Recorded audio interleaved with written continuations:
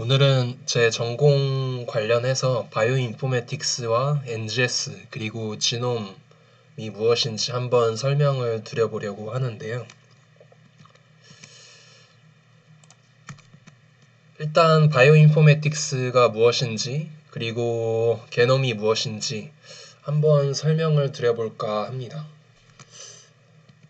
바이오인포메틱스란 무엇일까요? 바이오인포메틱스에서 바이오는 많이 들어보셨겠지만 생명을 뜻하는 거고요. 인포메틱스는 정보학을 뜻하는 거라고 보시면 됩니다. 그래서 생명과학의 연구를 그 데이터, 빅데이터의 처리를 통해서 연구를 하는 분야라고 생각을 하시면 되고, 이것을 연구하기 위해서 여러 분야의 협업이 이루어지는데요. 그 중에서도 생물학이나 컴퓨터과학, 통계학의 협업이 많이 이루어지고요. 이 외에도 뭐 물리학이라든가 뭐 엔지니어링 등 여러 분야의 협업이 이루어지고 있습니다. 그런데 게놈을 많이 들어보셨을 텐데 게놈이라는 용어를 굉장히 중요하게 이해를 하셔야 돼요. 왜냐하면은 이 게놈이라는 게 바로 이 빅데이터, 굉장히 많은 데이터를 발생시키는 요인이 되거든요.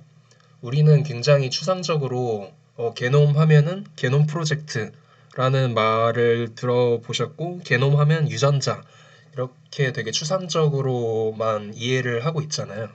그래서 게놈이 정말 구체적으로 정확하게 뭔지 한번 짚어보는 시간을 가져보면 좋지 않을까. 뭔가 피부에 와닿는 그런 정의를 여러분께 한번 드려보고 싶었어요. 그런 시간을 가져보고 싶다. 그래서 게놈이란 무엇일까요? 그래서 게놈이란 한 생물, 생명체를 구성하는 전체 유전자 정보, 즉 유전체라고 보시면 되겠어요. 그래서 인간의 유전자는 DNA로 구성되어 있는데요. 그 이중나선 구조로 되어 있잖아요. 아데닌, 티민, 구아닌, 시토신으로 이루어져 있고요. 그래서 인간 게놈은 굉장히 거대한 책 한 권의 한 권이라고 봐야 될지 모르겠지만 여러 권, 여러 덩어리로 된 거대한 책이라고 보시면 되겠습니다. 이 캡처 화면은요, 1번 염색체, 1번 염색체, 1번 염색체의 일부를 캡처한 거거든요. 캡처 화면을 한 페이지로만 환산하면은요, 100만 페이지를 만들 수가 있거든요. 그러니까 인간의 전체 게놈이 이 전체 게놈을 이 한 페이지를 100만 권으로 만들 수 있다는 뜻이에요. 그러니까 다시 말씀을 드리면은 그 눈에도 안 보이는 정말 조그만 세포, 우리가 때를 밀 때 밀어내는 조그만 세포 있잖아요. 피부 세포. 요 피부 세포 하나에 요 캡처되는 이거 요 페이지 있잖아요. 100만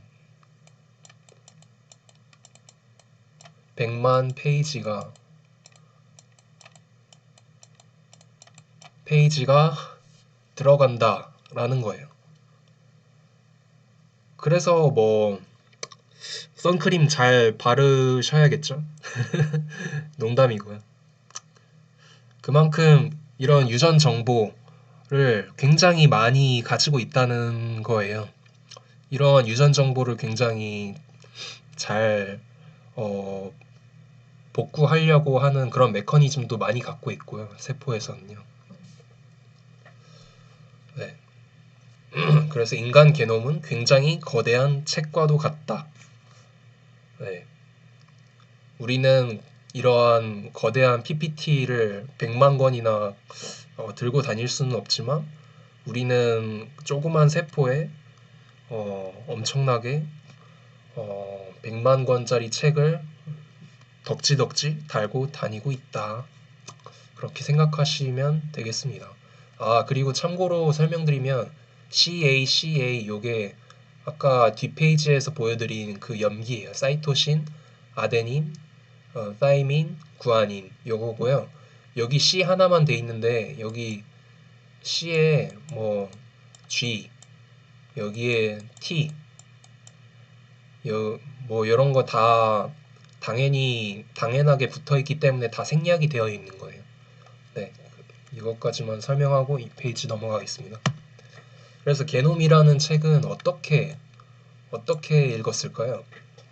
그래서 두 가지 정도 크게 방법을 설명을 드릴 수 있겠는데 아마 생물학 2를 공부하셨다면 생거 시퀀싱 정도는 들어보셨을 수도 있어요. 생거 시퀀싱에 뭐 두 가지 베리언트가 있긴 한데 기본적인 방법론은 같거든요. 이 게놈이라는 책을 첫 글자부터 마지막 글자까지 순서대로 정독한다. 그러니까 DNA 이걸 게놈이라고 한번 생각을 해볼게요. 처음부터 끝까지 이렇게 쭉 1번부터 마지막까지 그냥 순서대로 정독을 한다. 근데 엄청 느려요. 하지만 정확하죠. 느리고 정확하다. 그래서 여기까지는 여러분이 한번 들어보셨을 거예요. 근데 이렇게 하면은 굉장히 속도 측면에서 데이터를 많이 얻기가 힘들겠죠. 사실 요즘에는 많이 하는 게 샷건 시퀀싱이에요. 그러니까 이거는 어떻게 하냐면요. 책을 다 찢어요. 책을 왜 찢을까요? 여러 사람이 봐야 되니까. 여러 사람이 읽기 위해서는 책을 뭐 한 권이면은 뭐 같이 읽을 수가 없잖아요. 책을 찢어가지고 동시에 읽어요. 그래서 매우 빠르겠죠. 대신에 좀 정확도가 떨어질 수는 있어요. 그래서 이거를 Next Generation Sequencing이라고 해서 NGS라고 해요. 책이 어떻게 찢어졌나 그림에서 보면은 이게 게놈이라고 한번 해보면요. 책이 막 조각조각 요거를 프래그먼트라고 하거든요. 프래그먼트. 굳이 알 필요는 없는데 그냥 설명드리는 건데요. 이걸 프래그먼트라고 하는데요.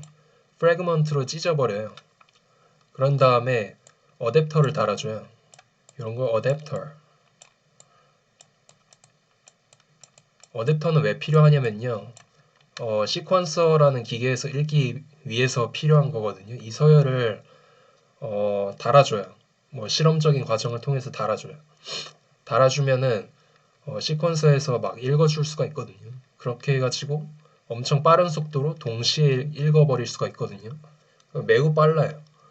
근데 정확도가 좀 떨어질 수도 있는데 근데 꽤 정확해요.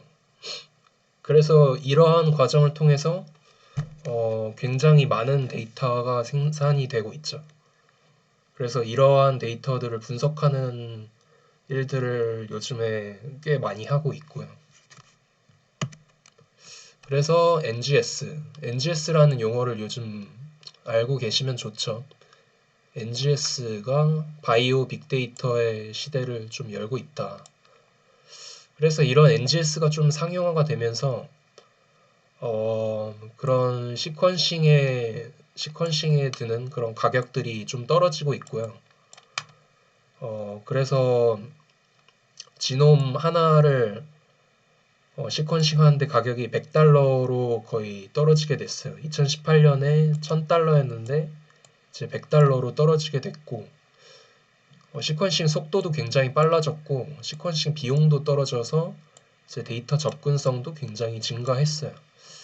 그래서 오히려 이제 허들이 뭐냐?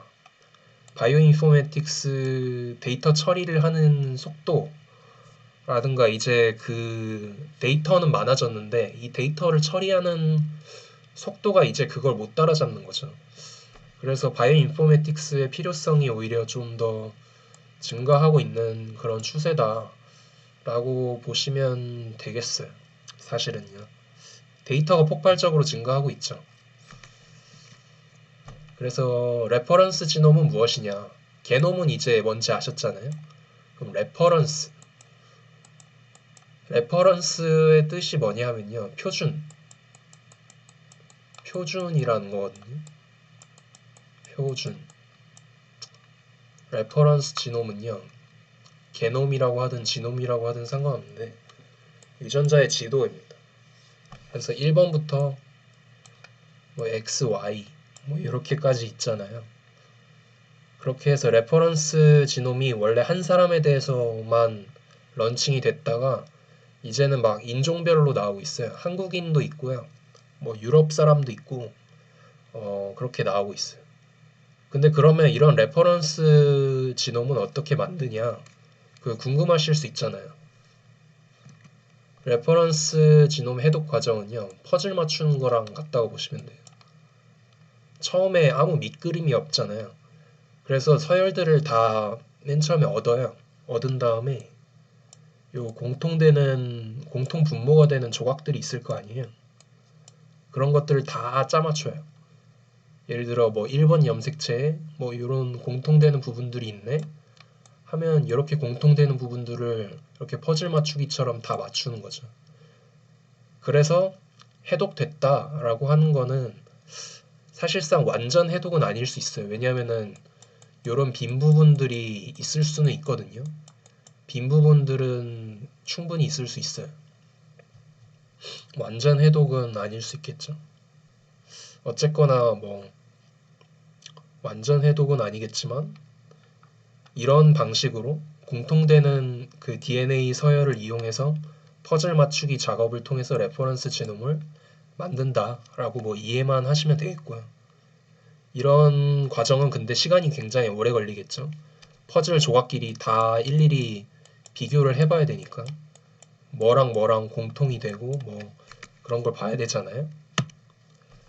그래서 일반적으로 분석 작업을 할 때는 길찾기, 매핑이라는 과정을 하고요. 매핑이라는 말 대신 얼라이먼트라는 말도 써요. 정렬이라고 하죠. 한국말로 정렬. 정렬이라고 그냥 정렬이라고 하기 좀 그런데 얼라이먼트, 매핑, 얼라인. 일반적으로 저희가 데이터를 얻으면은 뭐 이런 식으로 나오잖아요. 그러면은 저희는 레퍼런스 지놈이 있으니까 요거랑만 비교를 해보면 되는 거예요. 그러니까 레퍼런스 지놈이 없으면은 얘네들끼리 비교를 해봐야 되니까 시간이 굉장히 오래 걸릴 거잖아요. 근데 레퍼런스 지놈이 있으면은 이 레퍼런스 지놈끼리만 비교를 해서 매핑을 해보면 되니까 원하는 정보를 굉장히 빠르게 획득할 수가 있겠죠. 그래서 예를 들어서 내가 돌연변이 정보를 얻고 싶다. 그러면은 이 위치에서 돌연변이가 나타났나 안 나타났나 뭐 그런 것만 빠르게 획득할 수도 있겠죠. 뭐 그런 식으로 좀 더 효율적으로 정보를 추출해 볼 수도 있겠고. 네, 그래서 여기까지 네, 해보겠습니다. 감사합니다. 도움이 되셨다면 좋아요만 부탁드리겠습니다.